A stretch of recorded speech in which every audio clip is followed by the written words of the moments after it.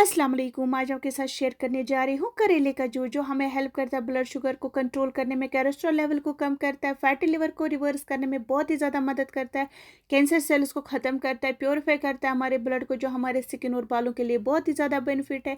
इसके अलावा इसमें फाइबर बहुत ज़्यादा होता है, जिसकी वजह से भूख नहीं लगती है और वेट लॉस भी होता है। इसके अलावा इसके और कहीं बेनिफिट्स है, जिसके लिए आप अपने घर में ज़रूर बनाइएगा करेले का जूस। यहाँ पे मैंने आधा किलो करेले लिए हैं। आज की इस वीडियो में मैं आपको 3 ऐसी रेसिपीज़ मिलेंगी जिसकी हेल्प से आप मैक्सिमम बेनिफिट्स हासिल कर सकते हैं। पहली रेसिपी बहुत इजी है, जिसको हम बोलते हैं करेले का जूस। पहले हमें करेलों को अच्छे से वॉश करना है, फिर किसी भी कपड़े की मदद से हम इनको अच्छे से सुखाएंगे। अब ग्रेटर लेंगे, जो इसका टॉप वाला पील है इसी को हमें ग्रेट करना है। आप देख सकते हो, मैंने आपको पहले ही बोला है कि इस करेले की मैं आपको ऐसी 3 रेसिपीज दूंगी जो आप लोगों के लिए बहुत ही ज्यादा बेनिफिट होंगे। ऐसे ही सब करेलों को हमें ग्रेट करना है, खाली हमें ऊपर वाले पील को ही ग्रेट करना है। अगर आप ये जूस कंटिन्यूसली 1 महीने पियोगे ना, तो मुझे पूरा यकीन है कि आपकी जिंदगी में बहुत ही सारी बीमारियां ऐसी है जो आपको जड़ से खत्म हो सकती है।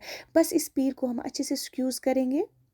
पील को भी हम साइड में रखेंगे। इसकी और एक रेसिपी बनेगी जो इंशाल्लाह आप पार्ट 2 में देखोगे। और जूस को हम अच्छे से स्ट्रेन करेंगे छन्नी की मदद से। जूस को हम पहले अच्छे से स्ट्रेन करेंगे, आप देख सकते हो। फिर हम एक ग्लास लेंगे जिसमें हमने आइस क्यूब्स डाले।